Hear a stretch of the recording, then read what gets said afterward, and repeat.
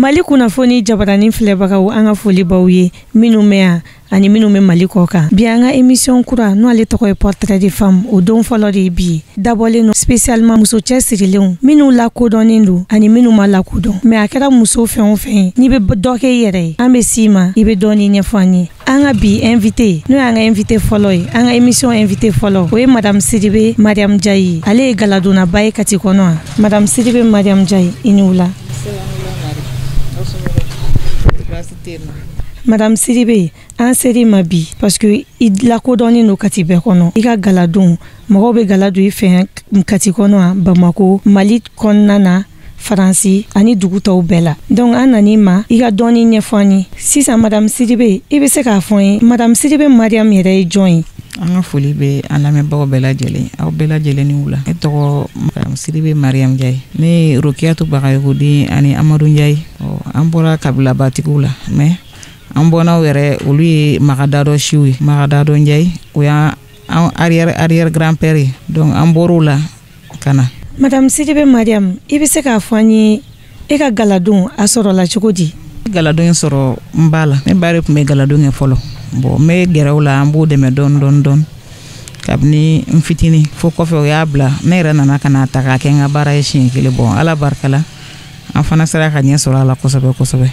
n kɔni y'a daminɛ ni o de ye. An yɛrɛ y'a ye an y'i ko mɛn an b'a dɔn i ye ɲɛba sɔrɔ galadon in na bi i bɛ se k'a fɔ an ye galadon yɛrɛ depuis a daminɛ fo ka na se bi ma n'i ye gɛlɛya sɔrɔ a ko la wa? A bɛɛ n'a nafa ni a gɛlɛya don parce que au début n y'a daminɛ Bamakɔ de n kelen k'a daminɛ yen nɔ n furula ka na Kati yan nɔ n ye gɛlɛyaba sɔrɔ a baara cogoya la parce que client minnu bɛ Bamakɔ olu ye tɛ sɔn ka na Kati yankaw fana tun b'an lakodɔn donc n bɛ se k'a fɔ n ye san 2 à peu près n y'o kɛ baara in gɛlɛya kɔnɔ kosɛbɛ wagati mais après en fin de compte n dɔnna kosɛbɛ tuguni a la an wulila n'a ye. Bon gɛlɛya fana toujours gɛlɛya bɛ continuer baara kɔnɔ parce que bolola baara de don aw bɛ se ka marché ba kɛ mais kumaw la tiɲɛni fana bɛ se ka don aw kunna baara kɔnɔ o y'a gɛlɛya ye. Bon en général fana mɔgɔ si tɛ se ka fɔ k'i bɛ kɛ galadonnaba yɛrɛ ko tiɲɛni tɛ don i kun n'i kɛra galadonnaba ye i b'i jɔ n'a a tiɲɛni fana conséquence ye kosɛbɛ o gɛlɛyaw bɛ baara in kɔnɔ. Bon o bɛ continuer fana a kɔnɔ parce que baara in ni o de don toujours i bɛ avantage sɔrɔ a la kosɛbɛ mais gɛlɛyaw bɛ n'a kɔnɔ souvent o tɛ mɔgɔ yɛrɛ fana se mako ye. Kelen ka gɛlɛya sɔrɔ a la don kelen e ma deli k'a fɔ k'i bɛ galadon jɔ? O kɛra wagati dɔw la o kɛra san dɔ kɛra n tun découragera kosɛbɛ parce que o y'a sɔrɔ baara in commencera ka tiɲɛ dɔɔni o kelen ka na ni gestionnaire couleur-man ninnu ye o san fɔlɔ a kelen ka sanga sɔrɔ yɛrɛ Mali kɔnɔ. Bon o gérera an ka baaraw kan o san yɛrɛ kɔni n tun découragera n ko n bɛ baara in bila mais n ka gala feerela dɔ bɛ yen nɔ ko ayi ko n kana décourager sa ko n ka continuer a fɛ. Bon o wagati kɔni n y'o kuma kɛ kabini kalo damadɔni bɔ marché tun sumayara kosɛbɛ mais bon ala barika la sisan mɔgɔw bɛ ka segin tuguni a kɔrɔlen ma surtout kɔfɛ mɔgɔw yɛrɛ sirileman ninnu ka di olu ye kosɛbɛ. Bon Mali la yan nɔ mɔgɔw bɛ couleur-man utiliser yan kosɛbɛ mais kɔfɛ mɔgɔw bɛ sirileman fɛ kosɛbɛ yɛrɛ de donc n tilara ka courage sɔrɔ kosɛbɛ a baara la jusqu'à ce que a ka di n ye sisan k'a développer ka tɛmɛ nin bɛɛ lajɛlen kan. Sidibe e ka du kɔnɔna yɛrɛ la e ye gɛlɛya sɔrɔ i ka dukɔnɔmɔgɔw fan fɛ ani cɛ fan fɛ parce que muso ka baara ma nɔgɔ dɛ. Bon dukɔnɔmɔgɔw kɔni ma problème ba poser mun na mais bon n cɛ ka côté la o de tun ma nɔgɔn dɔɔni parce que muso dɔ kɛla a ma nɔgɔn dɔɔni se ka sigi yɔrɔ kelen f'i ka to ka mouvement ni activités caman mene baara kɔnɔna la. Bon a bɛ cɛ caman déranger surtout n'i kɛra dɔ kɛla ye a ko ka ca dɔɔni a ko ka ca yɛrɛ de mais toujours an bɛ muso wele u ka dɔ fara a kan u kana décourager dɛ. Cɛ caman bɛ yen nɔ o tɛ muso dɔ kɛla fɛ parce que b'a fɔ ko i bɛ kɛ comme kamalen kɔrɔ de a man di mɔgɔ caman ye. Problème ba tun tɛ yen nɔ baara in kɔnɔ mais dukɔnɔmɔgɔw kɔni problème ba t'u fan fɛ mais cɛ ka côté yɔrɔ la problème bɛ poser kosɛbɛ yen nɔ. Filɛ k'i ka gɛlɛyaw bɛɛ faamu sisan i ye nɔgɔya jumɛn sɔrɔ a ko la? N ye nɔgɔya minnu sɔrɔ a la an ye dɔɔni sɔrɔ an m'an dahirimɛ sɔrɔ a la an ka dépense ala barika la an yɛrɛ bɛ se k'o kɛ n'an yɛrɛ ye a wari la. Bon en même temps fana n dɔnna kosɛbɛ baara in kɔnɔ o ye n dɛmɛ kosɛbɛ kuma caman ni n taara jama bɛ se ka kafo ɲɔgɔn fɛ yɔrɔ min na ni n taara mɔgɔ caman bɛ yen i b'a sɔrɔ n dɔnbagaw bɛ yen nɔ faveur caman bɛ yen nɔ n b'a sɔrɔ nin baara avantage la parce que n'u ye n dɔrɔn fɔ ko nin y'an ka galadonna de ye tan dɛ donc u b'u intéresser na directement o kɔni o ye avantage belebeleba yɛrɛ de ye baara in na bon alhamdulillah an ye fitini fana sɔrɔ a ko kɔnɔna la an bɛ ala fo k'ala barikada kosɛbɛ o la. Madame Sidibe, Madame Jayi, sisan e bɛ se ka mun de fɔ k'a lase muso tɔw ma minnu bɛ so u tɛ fɛn na. min kɔni ka di ne ye o de ye musow ka dɔ kɛ parce que hali minnu bɛ yen nɔ n'u cɛw tɛ sɔn u ka bɔ kɛnɛ ma sokɔnɔ baara dɔw bɛ yen nɔ u bɛ se ka bolola baara dɔw kɛ kuruseli ninnu ni sɔgɔliw soit hali ka fɛnw bayɛlɛma k'u sigilen to sokɔnɔna la olu bɛɛ bɛ se ka kɛ ne yɛrɛ kɔni tɛ muso dɔ kɛ bali fɛ tiɲɛ yɛrɛ la a man di ne parce que toujours i dépendlen de don mɔgɔ la i ka liberté t'i yɛrɛ bolo bɔ a ko ma nɔgɔn dɔɔni mɔgɔ n'i bɛ dɔ k'i yɛrɛ ani tɛ fɛn k'i yɛrɛ kelen tɛ parce que hali k'a dan denmisɛnninw mana kɔrɔbaya u ka dépense cɛ tɛ se k'a bɛɛ di tuguni a bɛ dɔɔni dɔɔni di mɛ i yɛrɛ b'i cɛsirili min kɛ o b'a to b'i dɛmɛ kosɛbɛ musow kɔni k'u cɛsiri yɛrɛ yɛrɛ de ka kɛ baarakɛlaw ye o de ka di ne yɛrɛ ye kosɛbɛ kosɛbɛ kosɛbɛ et puis baara sugu bɛɛ muso bɛ se ka baara modèle bɛɛ kɛ a bɛɛ tɛ f'i ka activité sugu dɔw kɛ mɛ hali sokɔnɔ feere ninnu olu bɛɛ ye dɔ ye donc musow k'u cɛsiri kosɛbɛ kosɛbɛ u ka n'u sigi k'u bolo fila da u sen kan. An balimamusow Madame Jayi kelen filɛ k'a bɛɛ fɔ an ɲɛna k'a yira na ko musoya ko mɔnɛ tɛ ko k'a fɔ k'i ye muso ye k'i b'i sigi so ko cɛ b'a bɛɛ kɛ o ba ye donc n'aw ye nin filɛ aw fana kan ka hakili sɔrɔ k'a fɔ ko muso i bɛ se ka caman kɛ dɛ. An filɛbagaw an kun ye min sɔrɔ aw ye rubrique côté la Madame ka baarakɛ nɔ an bɛ n'o yira u la an ka jɛ ka filɛ ɲɔgɔn fɛ.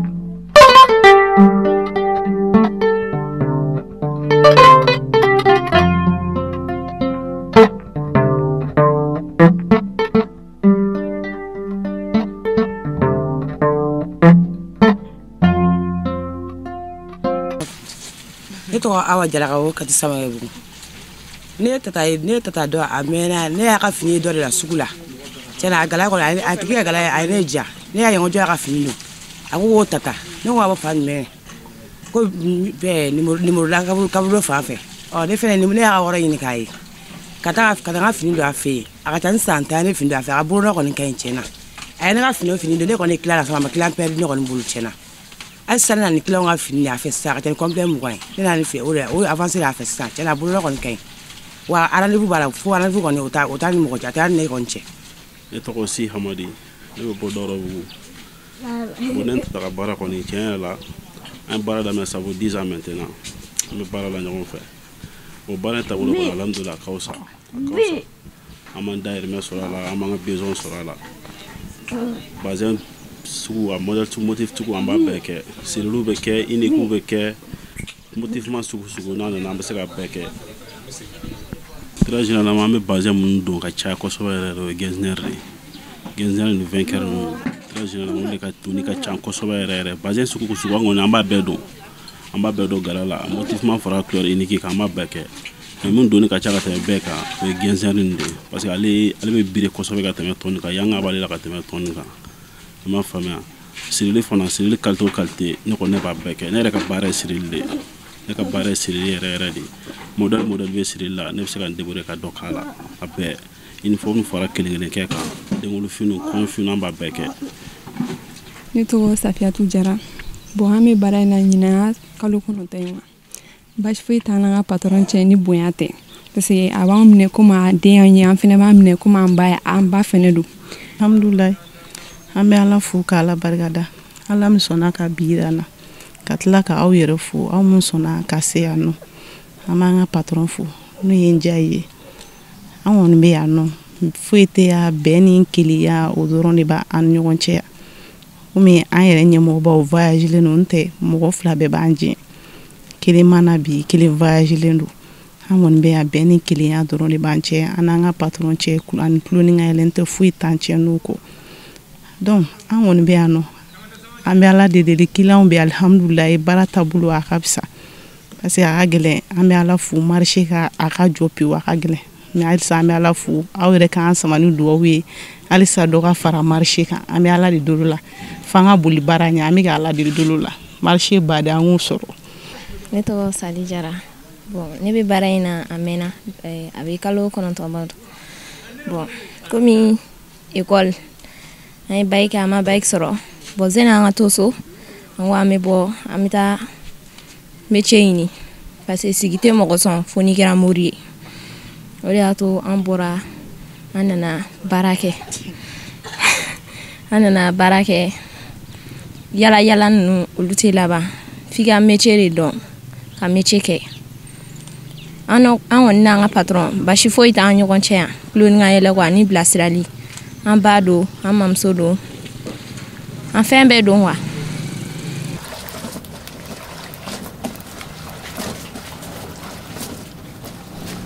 Ne uruji de bɔtɔla yan. Awɔ.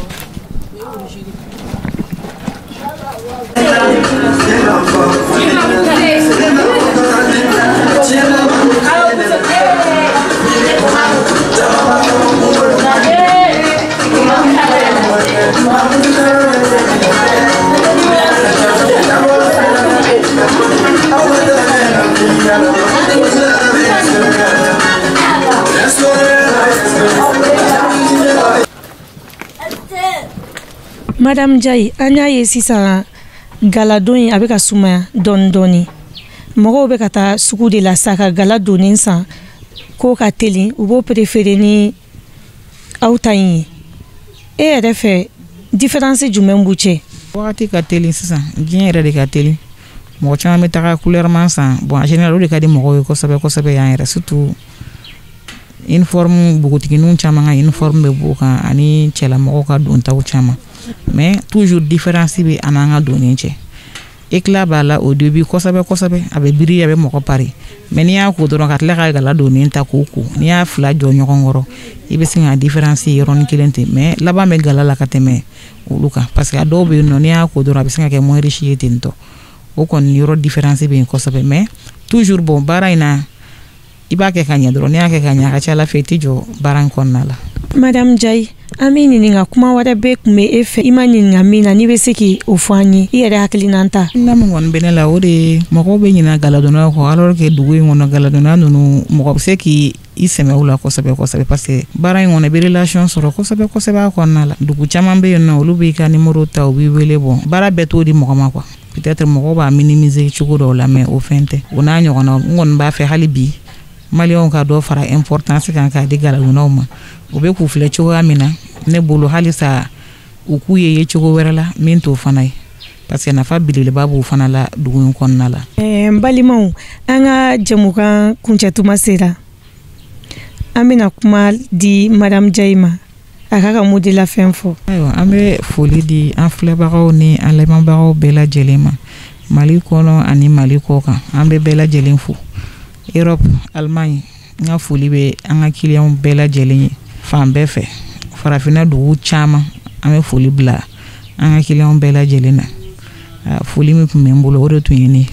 ko musow k'u cɛsiri halisa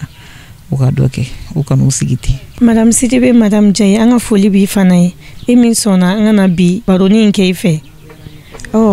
an ka baro an b'a kuncɛ aw ni ce aw k'an bɛn don wɛrɛ.